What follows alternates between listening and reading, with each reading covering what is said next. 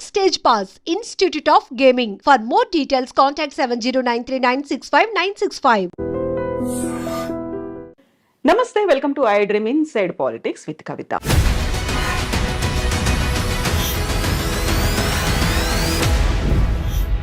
నలభై 47వ అధ్యక్షుడిగా డొనాల్డ్ ట్రంప్ బాధ్యతలు స్వీకరించిన తర్వాత ర్యాపిడ్ ఫైర్లో ఆదేశాలు జారీ చేస్తున్నారు.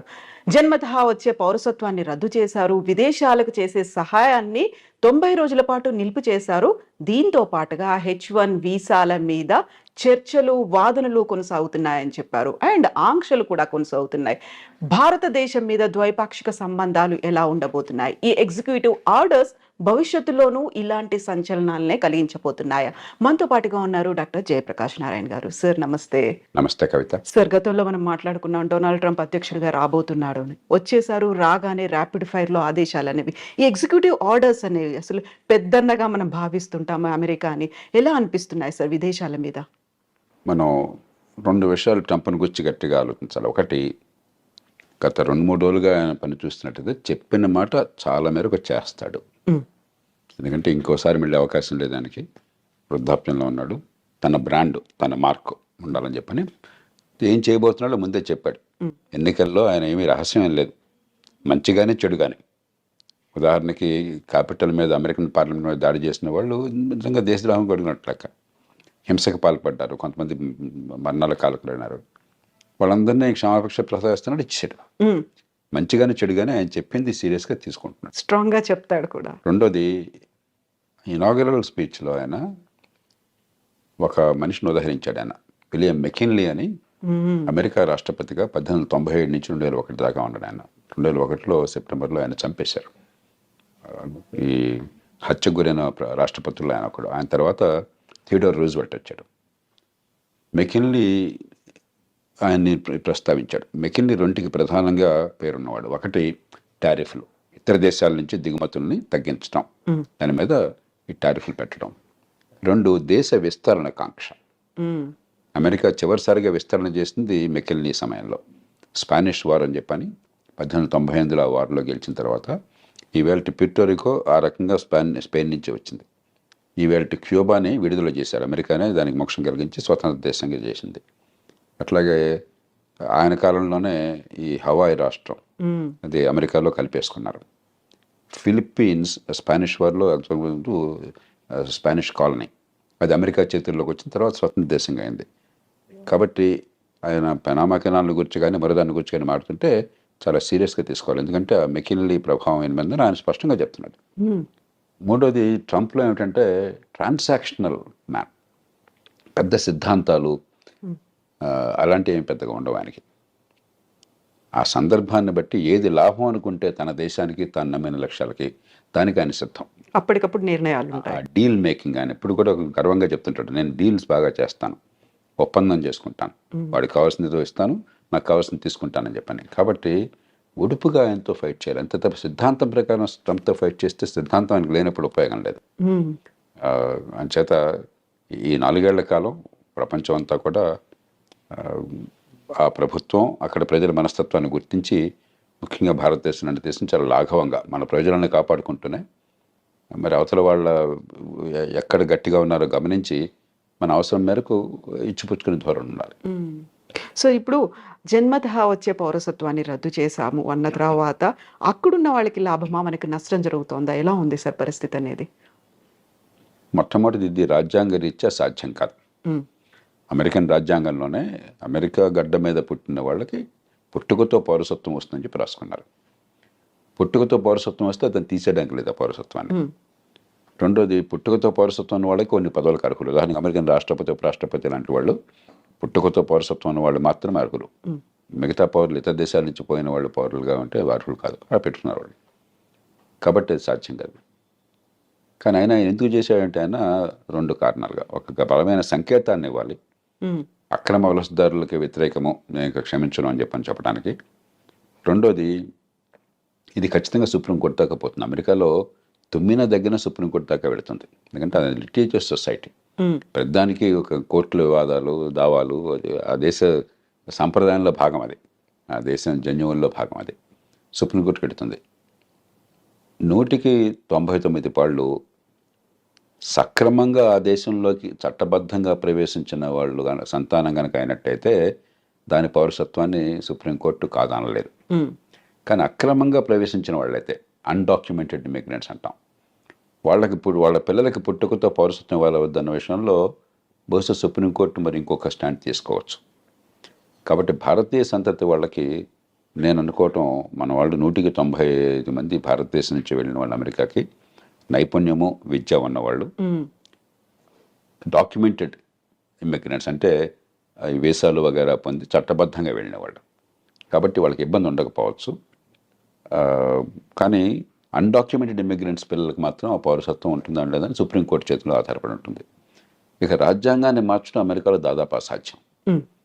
అలా కాకుండా అమెరికాలో పుట్టుకతో పౌరసత్వం రాకుండా చేయాలి అని చెప్పని కనుక అన్నట్టయితే అమెరికాలో పార్లమెంట్లో 2 సభలు, senate, American house of representatives, దానిలో 3/2 మెజారిటీ కావాలి. 4/3 రాష్ట్రాలు ఆమోదించాలి. అమెరికాలో ఇది తల్లకిందులుగా తపస్సు చేసినా కూడా సాధ్యం కాదు. కాబట్టి కొంతమేరకు అంటే అక్రమంగా ఆ దేశంలోకి ప్రవేశించిన వాళ్ళ సంతానానికి పౌరసత్వం లేకుండా సుప్రీంకోర్టు ఏమన్నా కనుక రాజ్యాంగాన్ని ఆ రకంగా వాళ్ళు విశ్లేషించినట్టయితే అది సాధ్యం కావచ్చు. భారతీయ సంతతి వారికి ఇబ్బంది ఉండదు. కానీ భారతీయులు ఖచ్చితంగా అక్రమంగా చొరబడేవాడు కొంతమంది ప్రయత్నం చేస్తున్నారు. అదివరకు నాకు తెలియదు. ఈ మధ్య కొన్ని అంకెలు చెప్తున్నారు, 7.5 లక్షల మంది దాకా ఉన్నారని.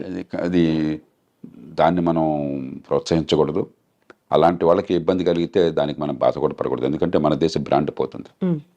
ఇక్కడ చదువుకున్న వాళ్ళు, నైపుణ్యం ఉన్నవాళ్ళు పద్ధతి ప్రకారం వస్తున్నారు, ఆ దేశానికి మంచి చేస్తున్నారని చెప్పిన భావం ఒక బ్రాండ్ ఉన్నది. అలా కాకుండా మనం కూడా ఇతర దేశాలలాగా అక్రమంగా చొరబడుతున్నారు, దక్షిణంలో సరిహద్దు నుంచో లేకపోతే కెనడా నుంచో ఇల్లీగల్గా వెళుతున్నారు, ఇక్కడ సరిపడిపోతున్నారని చెప్పిన భావం ఉంటే మన దేశానికి నష్టం, కొంతమందికి లాభం కలగచ్చు. కాబట్టి దానికి మనం చింతించాల్సిన అవసరం లేదు. వాళ్ళ పట్ల కఠినంగా వ్యవహరించినట్టయితే అమెరికాలో దానికి మనం చింతించాల్సిన అవసరం లేదు. ఇప్పుడు కెనడా, మెక్సికో మీద దిగుమతి సుంకాలు విపరీతంగా పెంచారు. ఆల్మోస్ట్ 25% ఉన్నాయి అనుకున్నప్పుడే విదేశాలతో సత్సంబంధాలు ఎలా ఉంటాయి, ద్వైపాక్షిక ఒప్పందాలు ఎలా ఉంటాయి అనేది కూడా కీలకంగా అయింది కదా సార్.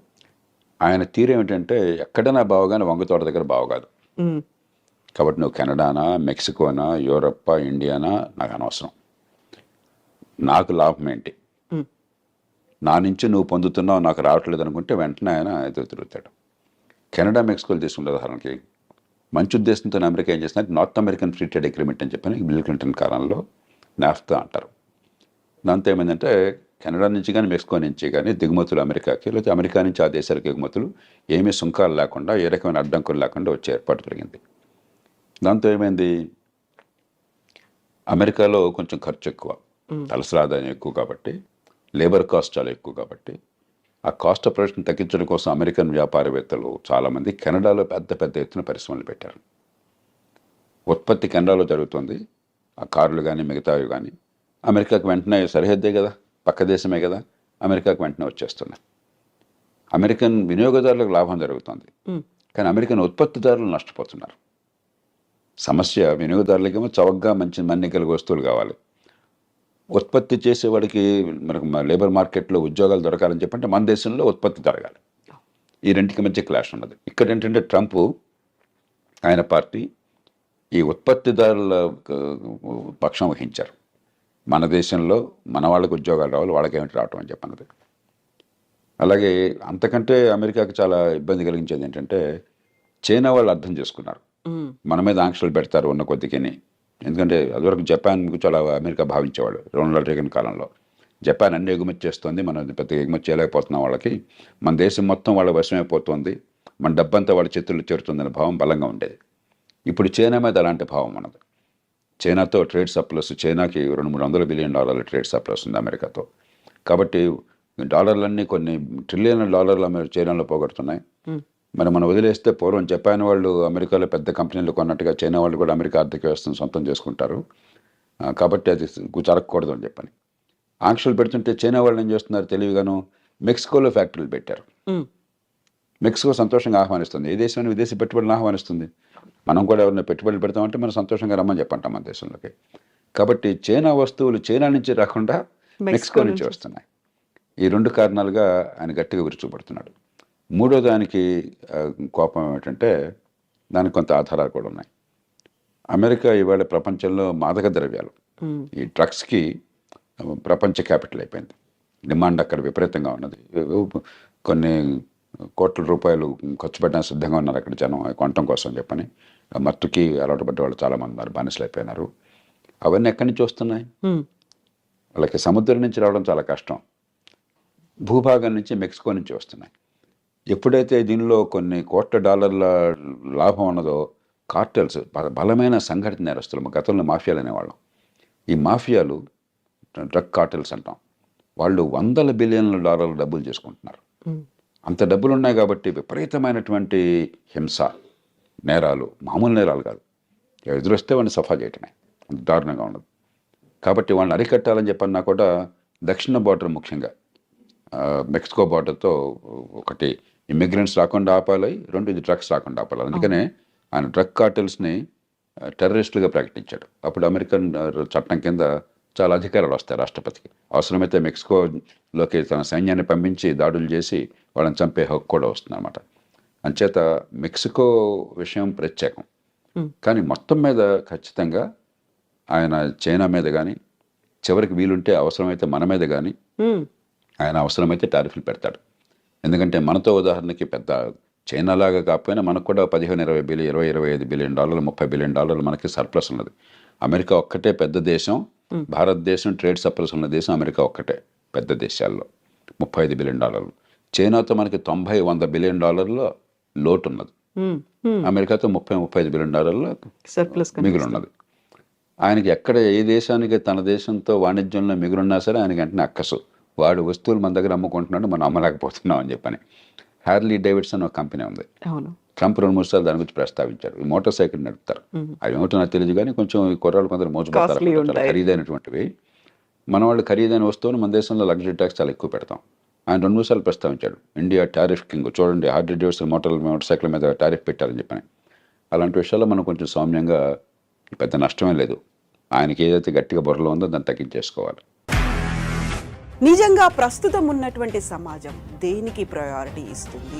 ఆర్థిక సంబంధాల చుట్టూ మాత్రమే తిరుగుతోంది. మళ్ళీ ఎన్నికలంగానే చాలా విరక్తి కలుగుతున్నాం. మంచి అనిపిస్తుంది కదా, లేడీస్ కూడా ఛాలెంజింగ్ జాబ్స్ చేసినప్పుడు చాలా బాగుంటది. ట్రాఫిక్ అసిస్టెంట్స్ గా నియమించిన ట్రాన్స్జెండర్స్ అందరితో సాల్యూట్ చేయించుకుంటున్నారు. ఫుడ్ డెలివరీ ఇవ్వటానికి వెళ్ళినటువంటి డెలివరీ బాయ్ అనిల్ పై కళ్ళ ముందు